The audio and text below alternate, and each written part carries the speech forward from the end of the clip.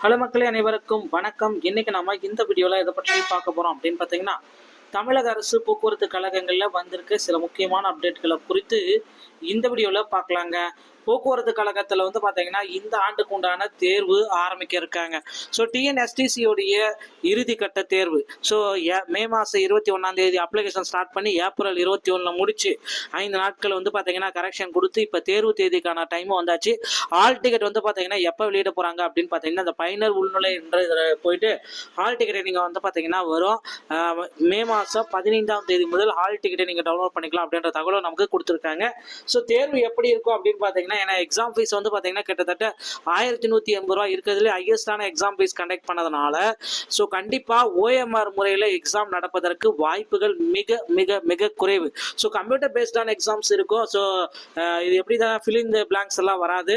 So இது வந்து பார்த்தீங்கன்னா அப்ஜெக்டிவ் டைப்ஸில் வந்து பார்த்தீங்கன்னா கொஷின்ஸ் எல்லாமே இருக்கும் அப்படின்ட்டு எதிர்பார்க்கப்படுகிறது. ஸோ 4 விடைகள் கொடுத்து அதில் வந்து ஏதாவது விடைகளை தேர்ந்தெடுத்து எழுதுக அப்படின்ற மாதிரி தான் இருக்கும்.